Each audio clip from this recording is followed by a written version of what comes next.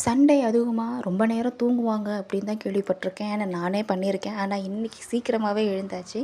என்ன பண்ணுறது அப்படின்னு ரொம்பவே போர் அடிச்சுட்டே இருந்தது. தம்பியும் தூங்கல, முழிச்சு தான் இருந்தான். ஸோ அதனால் இன்றைக்கி மீன் வாங்கலாம் அப்படின்னு முன்னாடியே முடிவு பண்ணியிருந்தோம்.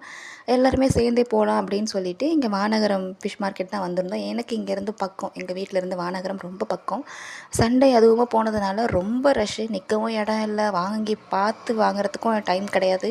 ஒரே பார்க்கிங்லேருந்து ரொம்ப கூட்டமாகவே இருந்தது. கொஞ்சமாக சங்கரா மீன் மட்டும் வாங்கிட்டு நாங்கள் ரிட்டன் வந்துட்டோம். காலையில் பார்த்திங்கன்னா தேங்காய் பால் கொடுத்தேன் தம்பிக்கு. தேங்காய் பால் எடுத்துகிட்டு கொஞ்சம் தேங்காய் மிச்சம் இருந்தது, அதிலே பொட்டுக்கடல ஆட் பண்ணி தேங்காய் சட்னி ரெடி பண்ணி நாங்கள் டிஃபன் முடிச்சாச்சு. ஆஃப்டர்நூனுக்கு வந்து மீன் குழம்பு நான் சாப்பிட மாட்டேன். ஆனால் ஹஸ்பண்டுக்கு மீன் குழம்பு ரொம்ப பிடிக்கும். ஸோ அதனால் அவர் வந்து மீன் குழம்பு பண்ணிக்கிட்டாரு. எனக்கு வந்து எக் ஃப்ரைட் ரைஸ் தான் நான் ரெடி பண்ணிக்கிட்டேன்.